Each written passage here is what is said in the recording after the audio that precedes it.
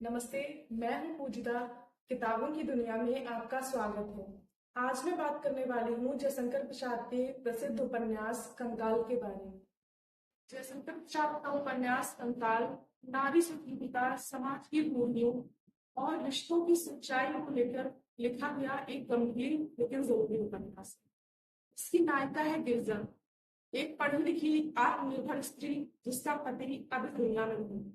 वो परंपरागत सोच से बाहर निकलकर अपनी जिंदगी अपने तरीके से जीती है। वो ना तो समाज से डरती है और ना ही किसी मर्द की छाया में जीना चाहती है। उसे शंकर नाम के युवक से भावनात्मक लगाव हो जाता है, लेकिन वो ये साफ समझती है कि प्रेम का मतलब समझौता या समर्पण नहीं, बल्कि प्रेम का मतलब है आत्मसम्मान और उत्कृष्टता। शंकर खुद दुविधाओं से भरा पात्र है। वो गिरजा को तो चाहता है, लेकिन उसमें वो परिपक्वता नहीं है जो गिरजा में। उपन्यास में एक और किरदार है चंद्रमुखी, एक नर्तकी। उसका जीवन अलग है, लेकिन उसकी भावनाएं, समर्पण, संवेदनशीलता कई सामान्य लोगों से ज्यादा अच्छी लगती है। इसके अलावा सुरेश है, जो समाज की उस सोच का प्रतिनिधि है जो स्त्री को केवल एक भूमिका में देखना चाहता है, या तो त्याग की या भोग की।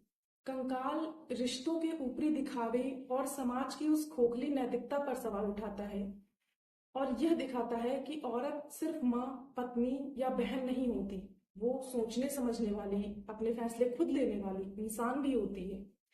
इस उपन्यास का सबसे बड़ा संदेश यह है कि किसी भी औरत को जीने के लिए किसी सहारे की जरूरत नहीं है। अगर वो चाहे तो अकेले भी पूरी गरिमा के साथ जी सकती है। कंकाल पढ़ते हुए कई बार आप सोच में पड़ जाएंगे। आप ये सोचेंगे कि हम आज भी कहाँ तक बदले हैं, या हम बस नए कपड़ों में वही पुराना समाज जी रहे हैं। अगर आपने ये उपन्यास अभी तक नहीं पढ़ा है तो एक बार इसको जरूर पढ़िए। ये हिंदी साहित्य की उन किताबों में है जिन्हें पढ़ना वक्त के साथ और भी ज्यादा जरूरी हो जाता है।